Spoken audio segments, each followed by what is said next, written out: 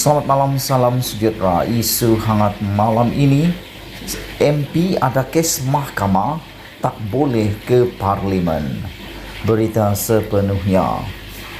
Kabinet bersetuju dengan cadangan melaksana reformasi Parlimen, termasuk memindah Akta Majlis Parlimen, Keistimewaan dan Kuasa 1952, Akta 347. Sama ada melarang atau membenarkan ahli parlimen yang dituduh di mahkamah digantung daripada menghadiri persidangan. Menteri di Jabatan Perdana Menteri Parlimen dan Undang-Undang, Datuk Seri Dr. Wan Junaidi Tuanku Jaafar, berkata perkara itu masih diperhalusi untuk disesuaikan dengan perkembangan dan peraturan sedia ada Dewan Rakyat.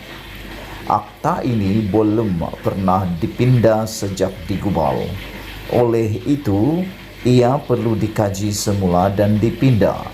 Pindahannya penting supaya akta berkenan lebih relevan dan memberi impak sesuai dengan keadaan semasa. Akta 347 adalah akta berhubung kuasa dan keistimewaan Majlis Parlimen, kebebasan bercakap dan berbahas dalam prosiding majlis itu, dan perlindungan kepada orang yang diambil khidmat dalam penyiaran kertas-kertas majlis itu, katanya dalam kenyataan hari ini. Selain pindaan Akta 347, Wan Junaidi berkata, dua lagi cadangan reformasi Parlimen yang dipersetujui Kabinet pada mesyuarat kemarin adalah berkaitan penggubalan Akta Perkhidmatan Parlimen serta pengenalan draft kod etika ahli-ahli Parlimen. Akta Perkhidmatan Parlimen 1963 dimansuhkan melalui Akta Perlembagaan Pindaan 1992, Akta E837, berkuat kuasa 20 November 1993. Pemansuhannya bertujuan memenuhi keperluan ketika itu untuk membuka perkhidmatan Parlimen yang tertutup kepada perkhidmatan awam persekutuan. Penggubalan akta ini juga mengambil kira penubuhan Suruhanjaya Perkhidmatan Parlimen sebagai sebahagian pengurusan Parlimen yang mempunyai kuasa autonomi untuk menentukan dasar dan takbir urus Parlimen Malaysia, katanya lagi. Beliau berkata, beberapa perkara akan diteliti termasuk cadangan mewujudkan skim perkhidmatan Parlimen serta sumber keuangan dan bajet tahunan yang diperoleh Parlimen daripada kumpulan wang disatukan KWD yang dikawal selia Suruhanjaya Parlimen sendiri selaras prinsip pengasingan kuasa. Berkenan kod etika ahli-ahli Parlimen, Wan Junaidi berkata ia akan menggariskan tata tertib lebih terperinci kepada sikap ahli Parlimen di dalam dan di luar Dewan sebagaimana dilaksanakan di beberapa negara lain. Katanya, cadangan memperkenalkan kod etika itu selaras dengan apa yang dilaksanakan di beberapa negara, termasuk India dan New Zealand. Kod etika dicadangkan ini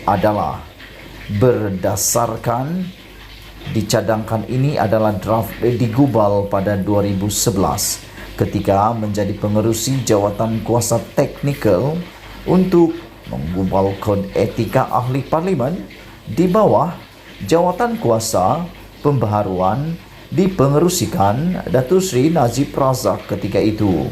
Namun, pelaksanaan kod etika itu tidak diambil kira sejak itu, katanya.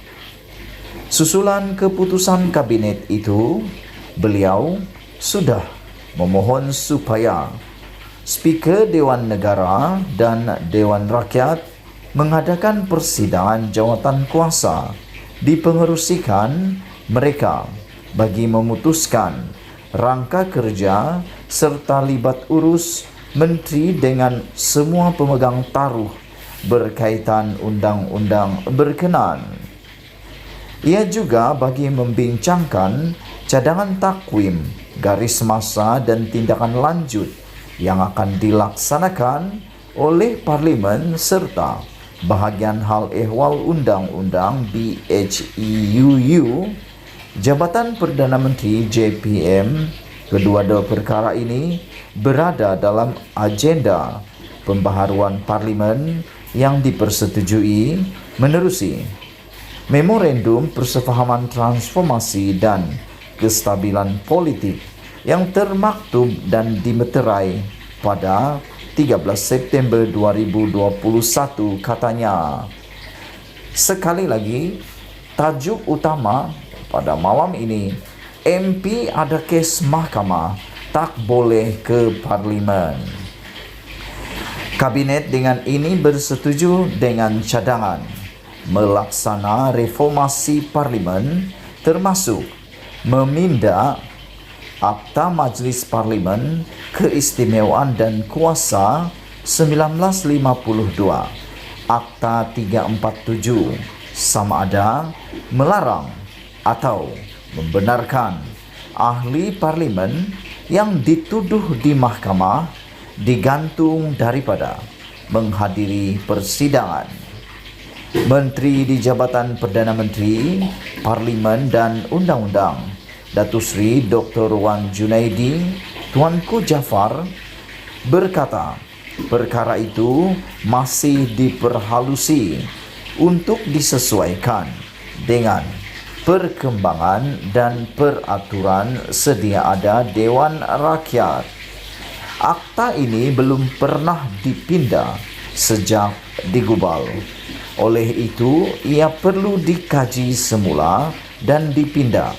Pindahannya penting supaya akta berkenan lebih relevan dan memberi impak sesuai dengan keadaan semasa. Dengan ini, cadangan supaya ahli Parlimen ada kes mahkamah tak dibenarkan atau tak boleh ke Parlimen. Dengan ini, pada hari ini, Kabinet telah bersetuju dengan cadangan melaksana reformasi Parlimen, termasuk meminda Akta Majlis Parlimen Keistimewaan dan Kuasa 1952, Akta 347, sama ada melarang atau membenarkan ahli Parlimen yang dituduh